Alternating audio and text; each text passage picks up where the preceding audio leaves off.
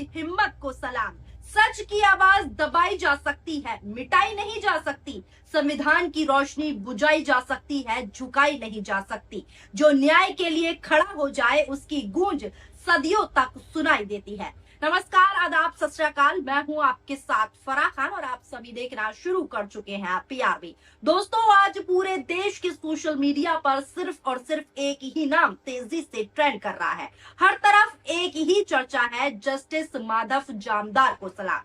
कोई दोस्तों social media पर लिख रहा है कि ऐसे जज ही लोकतंत्र की असली ताकत है, तो कई लोग ये भी लिख रहे हैं कि संविधान की बात करने वाले देश को जज का सलाम। तो वहीं हजारों लोग ये सवाल भी पूछ रहे हैं कि आखिर ऐसा क्या हो गया, आखिर कोर्ट में ऐसा क्या हुआ कि एक जज की एक टिप्पणी पूरे देश में चर्चा का विषय बन गई। आखिर ऐसा जज साहब ने क्या कह दिया सुनवाई के दौरान कि सोशल मीडिया पर लोग खुलकर जस्टिस माधव जामदार की जमकर तारीफ कर रहे हैं, उन्हें सलाम ठोक रहे हैं। दोस्तों, मामला बॉम्बे हाईकोर्ट का है, जहां एक याचिका की सुनवाई के दौरान जस्टिस माधव जामदार ने मोदी और अमित शाह पर सख्त से सख्त टिप्पणी की है। यहाँ तक कि देश की मौजूदा स्थिति को देखते हुए, देश की मौजूदा हालातों को देखते हुए जज साहब ने ये तक कह दिया कि नागरिकों को भारत सरकार अपना गुलाम बना रही है। इसके अलावा सुनवाई के दौरान कोर्ट रूम में जज साहब ने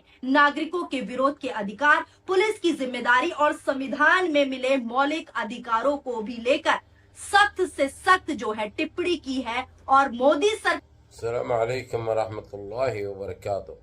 अज़ीज़ान मिल्लत इस्लामी, आप तमाम उम्मती को मुफस्सल की तरफ से सलाम अर्ज़ है। घर में बड़ी पर्दानशीन इज़्ज़तदार माँ और बहनों को मुफस्सल की तरफ से सलाम अर्ज़ है। बहर अल्लाह से उम्मीद है आप लोग खैरियत से होंगे, अल्लाह की हिफाजत में होंगे। इन मलूनों की मलामत से, इन फ़िरका परस्तों की फ़िरका परस्ती से, इन दरिंदों की दरिंदगी से, इन मावलिंचरों की मावलिंचिंग से, इन बलात्कारों की बलात्कारी से, इन दहशतगर्दों की दहशतगर्दी से महफूज होंगे। अल्लाह आप लोगों को अपने हिफ्ज़ अमान में रखे, अल्लाह अपनी हिफाजत में रखे, अल्लाह हर आबाद से, हर शर से महफूज रखें। बहरहाल बहर कैफ मेरे अजीज़ दोस्तों, मेरे भाइयों, देश के हालात से भी आप लोग वाकिफ़ है और देश के बाहर के हालात से भी आप लोग बजा वाकिफ़ है। लेकिन ये आपका भाई आपको देश की ही खबर सुनाऊंगा, क्योंकि बहुत कम मिलती हैं ऐसे खबरें भाई, जो खब बोल के देने के बाद ये लोगों का जो तलमलाना, जो तड़पना, जो भुने जाना जो रहता है ना, वो देखने लायक रहता भाई। बहरहाल मेरे अजीज दोस्तों, मेरे भाइयों, ये मुंबई हाई कोर्ट के चीफ जस्टिस इस वक्त इतना बुरा वायरल हो चुके हैं, हर जगह इनको सलाम किया जा रहा और इनकी सलाहियतों को, इनकी दिलेरी को, इनकी बहादुरी को सलाम किया जा रहा और उनके हक में दुआएं की जा रही। दुआओं का तो ऐसा अहतमाम हो रहा, यकीन मानिए आप लोग, कई जगहों पे उनकी हिम्मत अफजाई और उनकी दिलेरी और उनकी बेबाकी से जो उन्होंने जो जजमेंट दिया है, उसकी कोई आयते करीमा के दस्तरे बिछाकर उनके हक में दुआ कर रहे हैं कि ऐसे ही अपने फैसलों पे डटे रहे, ना उनको ये लोग खरीद सके, ना दबा सके, ना डरा सके।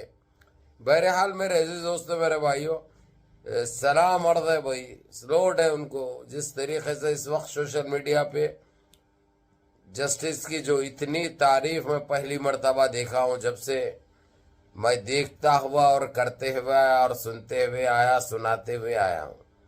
बहरहाल मेरे अजीज दोस्तों, मेरे भाइयों, ये इश्यू है मुंबई हाई कोर्ट का, जहाँ पे अमित शाह को और नरेंद्र मोदी को ऐसे शब्द इस्तेमाल करे हैं, उन्होंने कर भी नहीं सकता भाई, वो दोहरा भी नहीं सकता। नहीं तो फिर उन्होंने तो बच जाते, जो सो हम ऐसा बोले बोल के जो है सो इनकी नीचे से ऊपर तक पूरी तपन तप्पा तपन तप्पा तपन तप्पा लप लप लप लप लप लप लप लप चलता हो।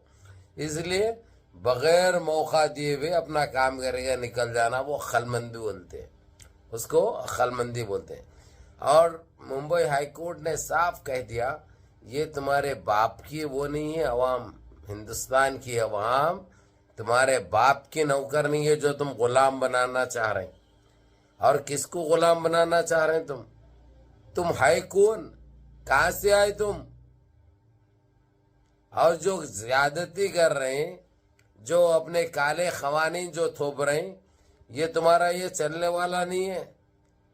इसलिए आवाम की शराफत को कमजोरी मत समझो।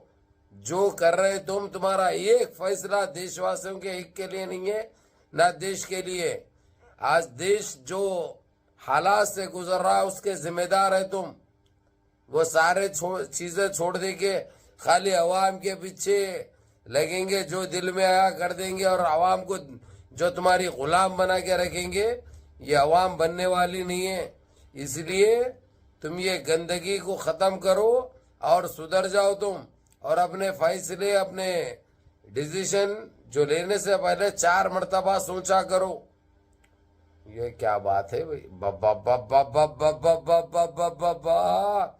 बल्ले बल्ले हो गए। बहरहाल मेरे अज़ीज़ दोस्तों, मेरे भाइयों, मुनज़्ज़म रहिए, मुत्तहिद रहिए, अपनी सफ़ों में इत्तेहाद बरकरार रखिए, नमाज़ों की पाबंदी करिए, माँ बाप की खिदमत करिए, बड़ों के अहकाम पे अमल करिए, और अपने इस भाई को भी दुआओं में याद रखिए। अस्सलामु अलैकुम व रहमतुल्लाहि व बरकातहू।